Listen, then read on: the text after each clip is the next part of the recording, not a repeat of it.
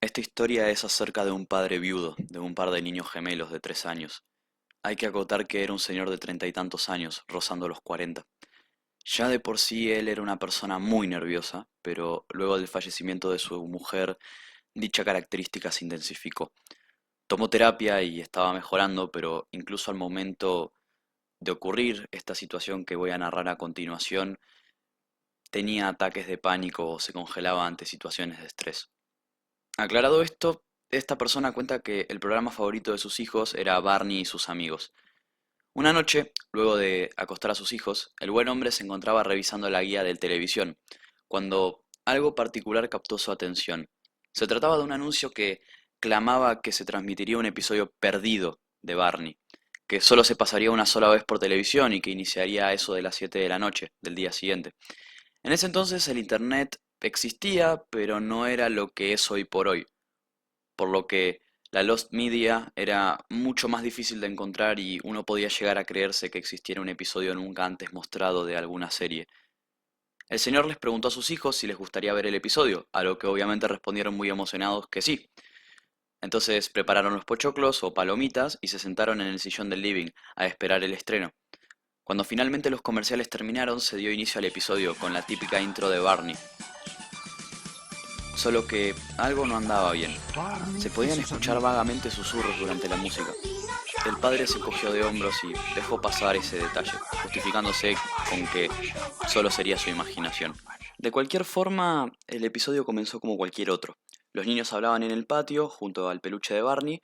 De repente el peluche se transformó en el Barney original, lo cual no era raro, considerando que en concepto eso pasaba siempre en el programa. Entre risas y alegría, el dinosaurio morado comenzó a hablar. Pero se escuchaba raro. Al menos eso pensó el hombre mientras entrecerraba los ojos para anular la vista y entender mejor de dónde venía la extrañeza en el habla del personaje. Al parecer, una voz distorsionada hablaba en un tono bajísimo a la vez que Barney, diciendo lo mismo, lo que le daba un efecto un poco tétrico. Este hombre ya empezaba a activar sus sentidos de papá. Se puso alerta en cualquier cosa que pudiera herir la sensibilidad de sus hijos. En ese momento, luego de un diálogo aparentemente normal, Barney dice algo sobre la muerte, que les iba a enseñar a los niños sobre la muerte. El pobre hombre se quedó impactado por lo que rápida y torpemente, con el bowl lleno de pochoclos en sus rodillas y un vaso con gaseosa en una de sus manos, intentó alcanzar el control remoto que estaba tirado al otro lado del sillón para apagar la TV, revoleando todo en el proceso, dejando los pochoclos sobre la alfombra y bebida derramada en el control, el cual ya no funcionaba por obvias razones. Los gemelos se rieron y dejaron de prestarle atención al programa. ¿Qué es la muerte, Barney?, preguntó uno de los niños, a lo que Barney respondió con la segunda voz distorsionada, ahora más alta y perceptible. Oh, amiguito, yo te enseño. La cara de la botarga se deformó, abriendo la boca en lo que parecía un CGI muy barato, y procedió a arrancarle la cabeza al infante de un mordisco. Los hijos del hombre dejaron de reírse para dirigir su mirada lentamente a la pantalla, donde un niño yacía tirado en el piso, en un charco de sangre.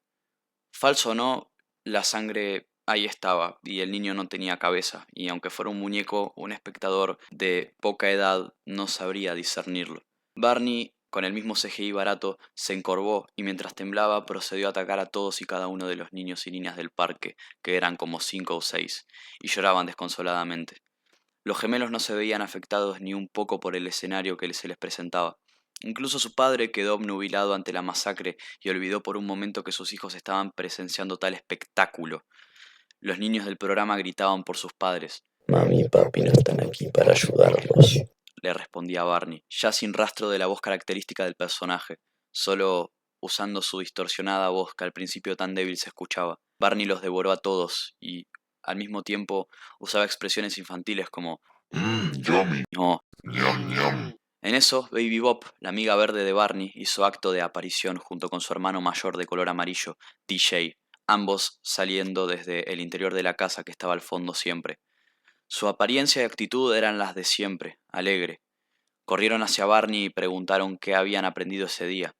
Barney, con una arrugada expresión, manchado de sangre, pedazos de piel y otras cosas que mejor no voy a mencionar, contestó, con una voz distinta a las dos que había usado a lo largo del episodio.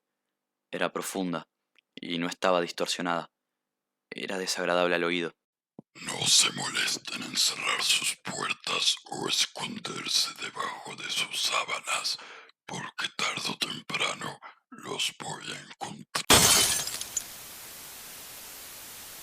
El control remoto voló hacia la pantalla de la tele de repente, resquebrajándola al instante y apagando la imagen. Por la forma en la que lo relato, parece que los acontecimientos del episodio perdido de Barney fueron largos, pero realmente no duraron más de 1 o 2 minutos, tiempo en el que el padre, sin dejar de ver lo que pasaba en la tele, trató por todos los medios de apagarla. Tanto era su impacto y tan nervioso estaba que dejó de prestarle atención a sus hijos, y en vez de llevarlos arriba para que pararan de ver tal aberración, que sería lo lógico, solo se dedicó en vano a intentar apagar la TV, al punto de que llegó a lanzar el control roto para destruir la pantalla.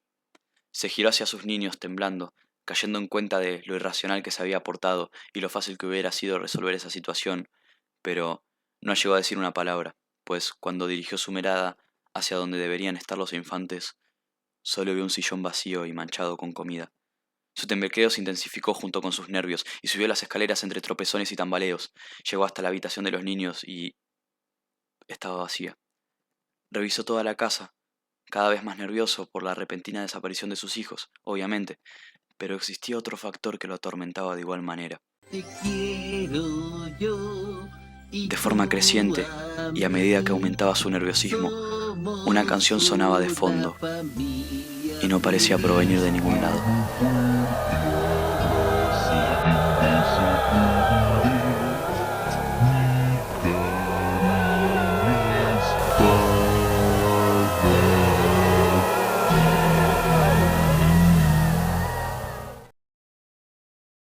Ubiquémonos por el verano de 1999. Futurama se había estrenado recientemente y Matt Groening, creador de la serie, se encontraba trabajando tanto para esta como para Los Simpson. ¡Qué felicidad!, ¿no? Su primera serie estaba en pleno auge y comenzaría un nuevo proyecto. A pesar de esto, él no parecía muy contento. Más bien era como si todo esto le supusiera una leve, pero constante tortura.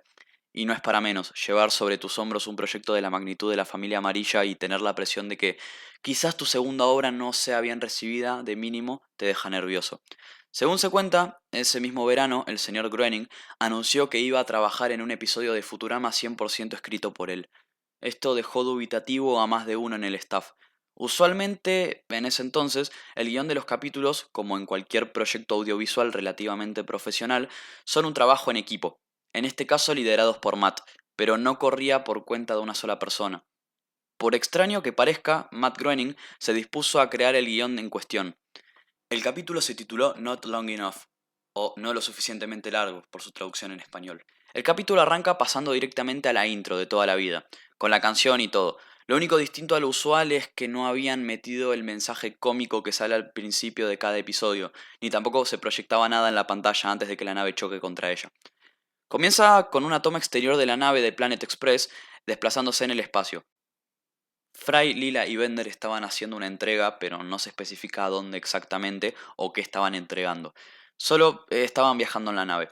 Algo que tampoco se dice explícitamente es el por qué todos se veían tan tristes.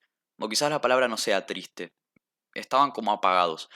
Bueno, hay una secuencia cómica donde Fry empieza a hacer bufidos, como de cansancio, y Bender le contesta con la misma clase de sonidos, como una conversación entre dos morsas cansadas.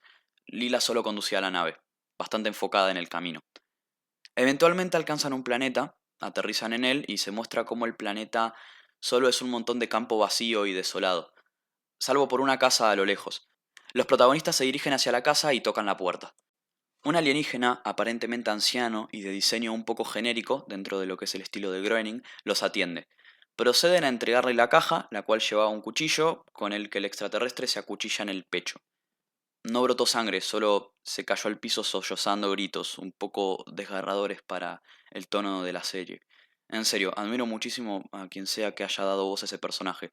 Los gritos que actuó me dejaron una sensación muy desagradable. Supongo que esa era la idea. Bender, Lila y Fry, sin inmutarse y con la misma expresión de aburrimiento del inicio, se retiran a la nave. Hay una transición y volvemos al interior de la nave, volando nuevamente en el espacio. Cabe recalcar que este espacio era diferente al del inicio. No habían estrellas, ni planetas, ni asteroides, no había nada, solo oscuridad. Hasta ahora no había habido rastro de banda sonora o de diálogo, salvo por los gritos del alien y los bufidos de Fry y Bender, pero esta escena en particular tenía una música bastante mal hecha, por no encontrar otro término, con instrumentos tocándose en desorden.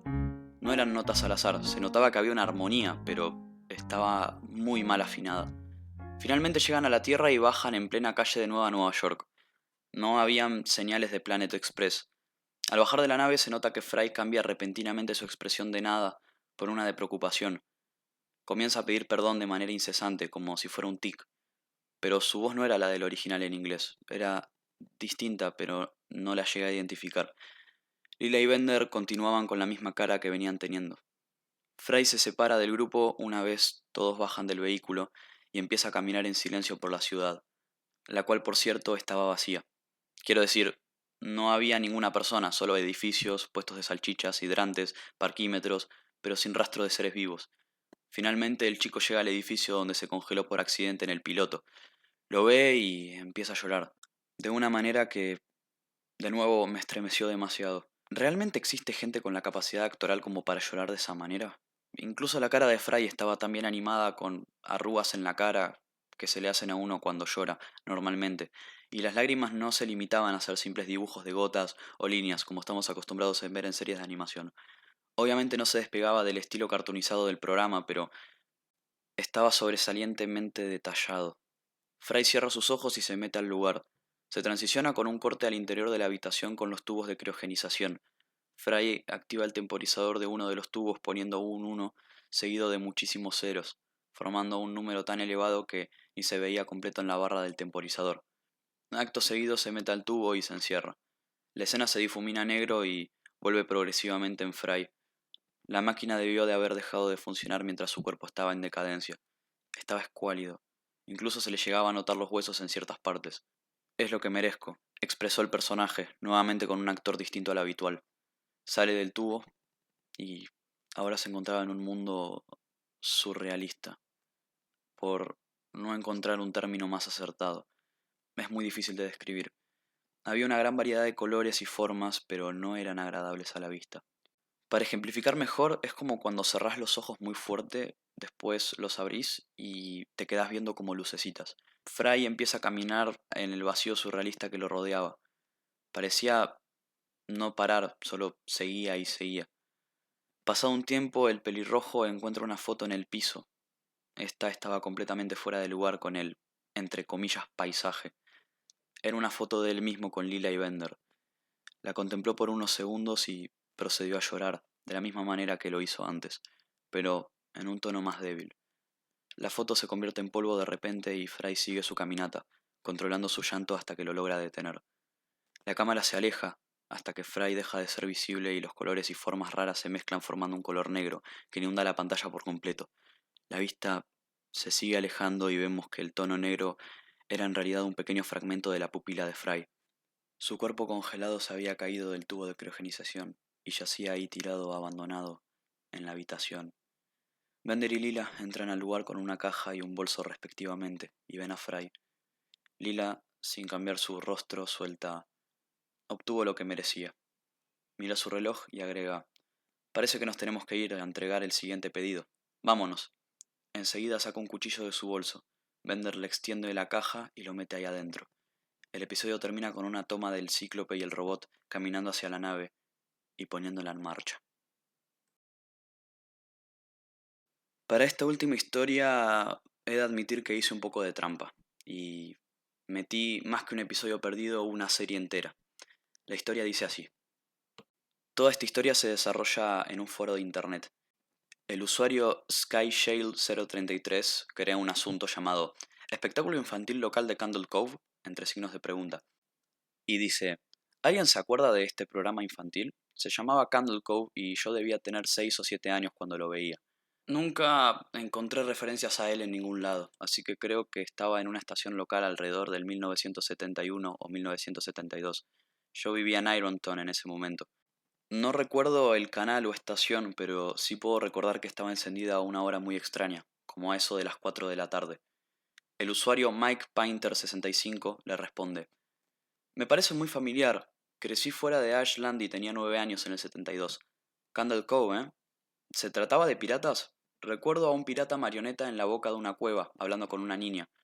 SkyShale033 le responde, sí, de acuerdo, no estoy loco. Recuerdo al pirata Percy. Siempre le tuve un poco de miedo. Parecía construido a partir de partes de otros muñecos. de muy bajo presupuesto, la verdad. Su cabeza era una vieja muñeca de porcelana, parecía una antigüedad que no pertenecía al resto del cuerpo. No recuerdo qué estación era. El usuario Shairan2005 le replica. No sé exactamente a qué te refieres, Skyshale. Creo que Candle Cove funcionó durante solo un par de meses en el 71, no en el 72. Yo tenía 12 años y lo vi varias veces con mi hermano. Era el canal 58. No sé exactamente cuál estación. Mi mamá me dejaba cambiar después de las noticias. Vamos a ver si me acuerdo.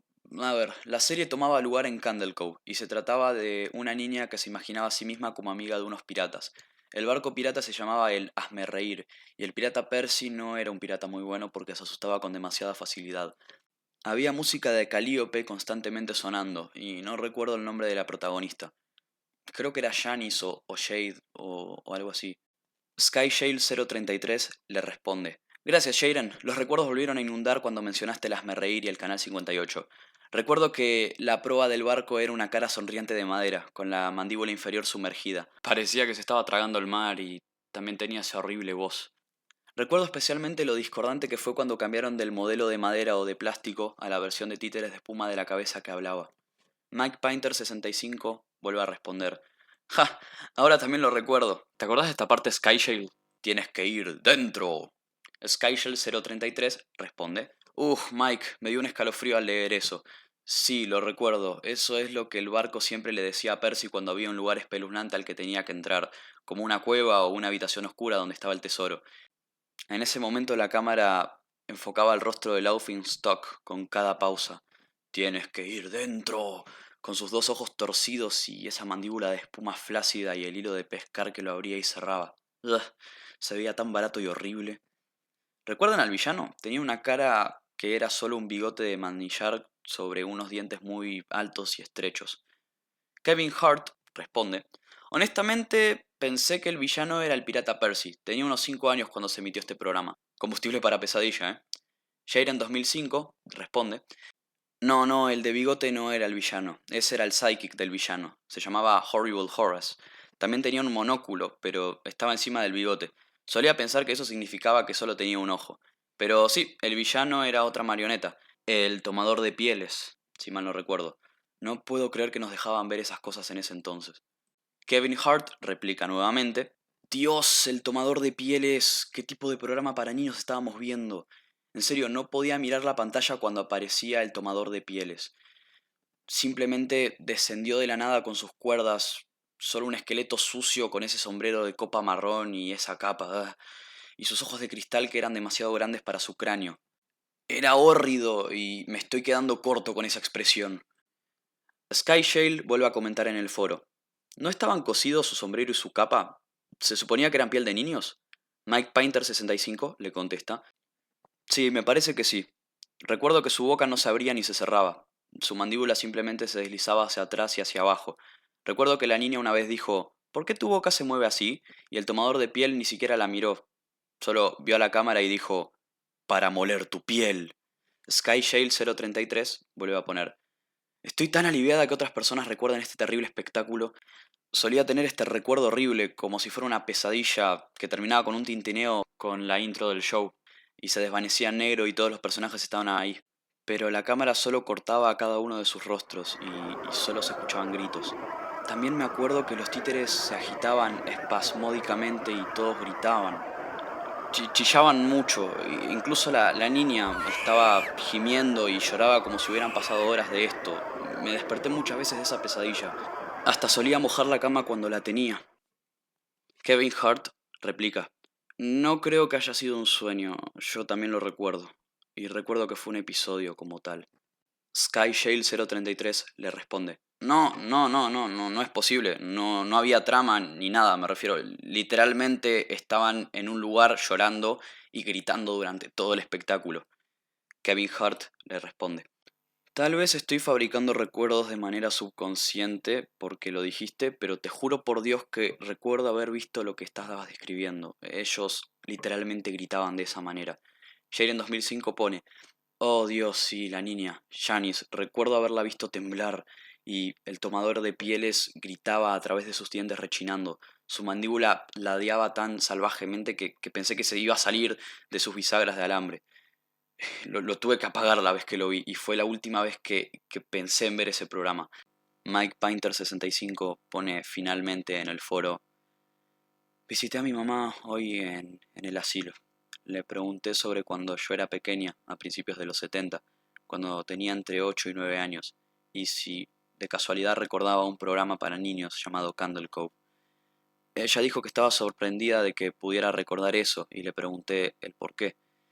Ella respondió que siempre le pareció extraño que yo le dijera que iba a ver esa serie llamada Candle Cove y que acto seguido sintonizara la estática de la televisión y mirara el aire muerto durante 30 minutos. Tuviste una gran imaginación de pequeño, me dijo mi mamá.